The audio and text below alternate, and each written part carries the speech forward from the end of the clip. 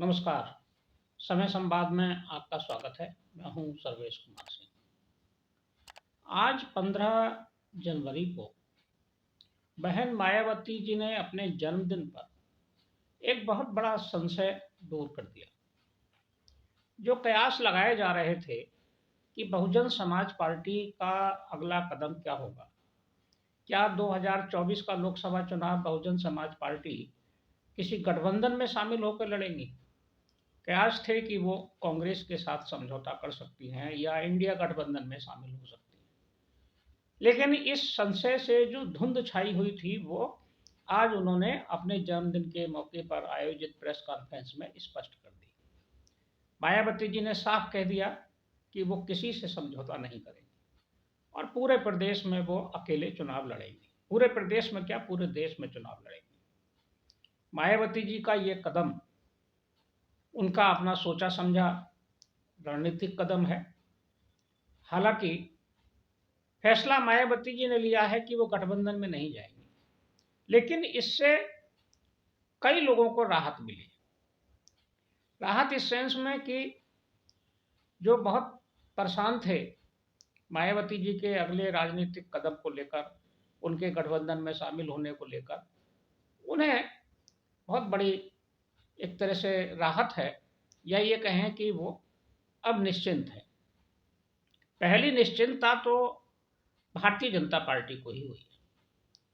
Bharatiya Janata party के ये हित में ही है कि मायावती जी देश में अलग से चुनाव लड़ें, क्योंकि अगर वो चुनाव लड़ेंगी तो एक तो जो उनका दलित वोट है वो गठबंधन के पास जाने से बचेगा, और वो अपना जो भी सीटें जीतेंगी या हारेंगी वो अलग विषय है। और इसके अलावा उनका मुस्लिम क्षेत्रों में भी प्रभाव है। वे बड़ी संख्या में मुस्लिम प्रत्याशी भी उतारती हैं। तो मायावती जी जो भी वोट लेंगी या जो भी वोट उनको मिलेगा, वो इंडिया गठबंधन जो मुख्य विपक्षी दल है उसको ही नुकसान पहुंचाएगा।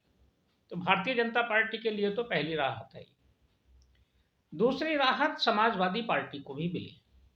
समाजवादी पार्टी इस बात के लिए शुरू से प्रयासरत थी कि कांग्रेस में अगर गठबंधन होता है तो बसपा शामिल ना हो। वो पहले शर्त भी लगा चुके थे। हालांकि बाद में अखिलेश यादव का बयान आया था कि हमें कोई आपत्ति नहीं है, लेकिन अब उन्हें भी निश्चिंता है। उन्हें फायदा यह है कि पूरे प्रदेश में वो कांग्रेस के साथ और रालोद के साथ अपना समझौता करेंगे, गठबंधन करेंगे, तो अधिकांश सीटें लड़ने के लिए समाजवादी पार्टी को मिलेगी। कांग्रेस को बहुत थोड़ी सीटें और रालोद को भी 3 या 4 सीटें ही दी जाएंगी। लगभग 60 सीटों पर अब अकेले अखिलेश यादव चुनाव लड़ सकते हैं। तो दो दलों को मायावती जी की आज की इस घोषणा से राहत मिली है। मायावती जी को कितना लाभ होगा या वो नुकसानदायक होगा ये निर्णय, ये तो 2024 के चुनाव के बाद ही पता चलेगा। हालांकि वो अकेले लड़के भी 2009 में 21 सीटें जीत चुकी हैं और 2004 में उनको 19 सीटें मिली थी। हालांकि अकेले ही लड़ी 2014 में तो कोई सीट नहीं मिली थी, शून्य मिली थी। समाजवादी पार्टी के साथ 2019 का चुनाव लड़ा उन्होंने मिलकर, तो उनको 10 सीटें जरूर मिली। इस बार वो फिर अकेले लड़ने जा रही है। ये एक उनकी महत्वपूर्ण घोषणा थी। मायावती जी ने जो दूसरी महत्वपूर्ण बात कही है वो ये कही है कि राम मंदिर पर लेकर, कि राम मंदिर का निमंत्रण उन्हें मिला है और वे व्यस्तताओं के कारण अभी उन्होंने राम मंदिर के कार्यक्रम में जाने का कोई निर्णय नहीं लिया है, लेकिन उनका कोई विरोध उससे नहीं है और उन्होंने उसका स्वागत ही किया है। हम स्वागत करते हैं, उन्होंने ये स्पष्ट कहा। लेकिन इसके साथ ही उन्होंने ये भी जोड़ा कि जब मंदिर बन रहा है तो वो हम उसका स्वागत करते हैं, और जब बाबरी मस्जिद, उन्होंने नाम लिया मस्जिद का, यानी कि जो 5 एकड़ जमीन मुस्लिम पक्ष को मिली है वहाँ मस्जिद बननी है, तो उन्होंने उसका नाम बाबरी मस्जिद ही लिया कि बाबरी मस्जिद भी अगर बनेगी तो हम उसका भी स्वागत करेंगे। हम धर्मनिरपेक्ष दल हैं, हम सभी धर्मों का सम्मान समान रूप से करते हैं। मायावती जी ने इसके साथ ही जो अपना आज का प्रेस कॉन्फ्रेंस का उनका वक्तव्य था उसमें कांग्रेस और भारतीय जनता पार्टी दोनों को निशाने पर रखा। कांग्रेस की नीतियों की भी आलोचना की और भारतीय जनता पार्टी की नीतियों की भी आलोचना की। भारतीय जनता पार्टी सरकार की तरफ से जो केंद्र सरकार की तरफ से प्रधानमंत्री गरीब कल्याण अन्न योजना चलाई जा रही है, उस पर भी उन्होंने तंज कसा। उन्होंने कहा कि देश के गरीबों को गुलाम बनाने के लिए थोड़ा-सा राशन बाँट दिया जा रहा है, जबकि उन्हें नौकरियाँ देकर, उन्हें रोज़गार देकर सशक्त बनाया जाना चाहिए। उन्होंने उदाहरण भी दिया कि हमने अपने 4 बार की सरकार में गरीबों को, पिछड़ों को, अनुसूचित जातियों को, उनको रोज़गार दिए और उनके सशक्तिकरण के प्रयास किए। साथ ही समाजवादी पार्टी पर भी तीखा हमला किया एक बार फिर उन्होंने, और समाजवादी पार्टी ने जो पिछले दिनों बयान दिए थे, उस पर भी उन्होंने उनकी बयानबाजी पर काफ़ी करारा जवाब समाजवादी पार्टी को दिया। एक और चर्चा जो मीडिया में थी, उस पर भी उन्होंने स्पष्टीकरण दिया। मायावती जी ने कहा कि मीडिया में बहुत चर्चा है, कुछ लोग मेरे बारे में अफ़वाह उड़ा रहे हैं कि मैं संन्यास लेने जा रही हूँ। तो उन्होंने कहा कि ये कोरी अफ़वाह है, मैं अपने जीवन की अंतिम साँस तक पार्टी के लिए, दलित समाज के लिए, बहुजन समाज के लिए मैं संघर्ष करती रहूँगी, कार्य करती रहूँगी। मेरा संन्यास लेने का कोई इरादा नहीं है। हाँ, ये बात ज़रूर है कि हमने अपने भतीजे आकाश आनंद को अपना उत्तराधिकारी घोषित किया है। ये घोषणा उन्होंने आज की। आज उनके जन्मदिन पर बधाइयाँ देने वालों का तांता लगा रहा। केंद्रीय रक्षा मंत्री राजनाथ सिंह जी ने उनको बधाई दी और उत्तर प्रदेश के मुख्यमंत्री ने भी बधाई दी। योगी आदित्यनाथ जी ने उनको बधाई दी है। समाजवादी पार्टी की तरफ से भी बधाई दी गई है, कांग्रेस की तरफ से भी दी गई है। सभी दलों के प्रमुख नेताओं ने मायावती जी को आज उनके जन्मदिन पर बधाई दी और उनके उज्ज्वल जीवन और दीर्घ आयु की कामना की है।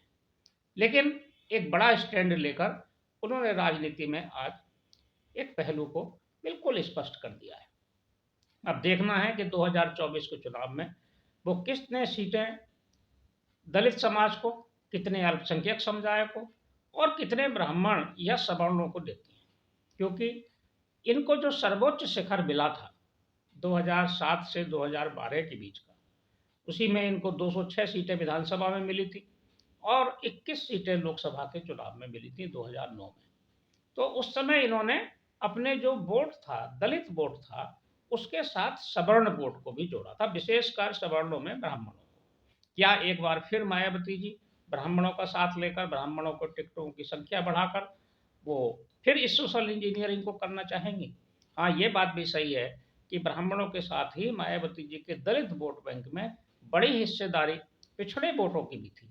पिछड़ी जातियों के कई नेता उनके साथ, कद्दावर नेता उनके साथ थे, उनका अपना प्रभाव भी था, आज वो उनके साथ नहीं है।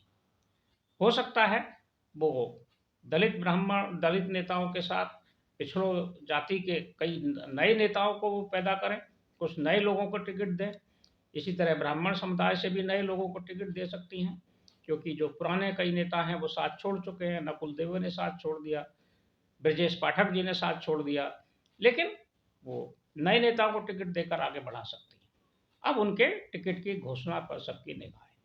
लेकिन जो भी करेंगी, मायावती जी का अपना एक फैक्टर है उत्तर प्रदेश में, उनका अपना वोट बैंक है।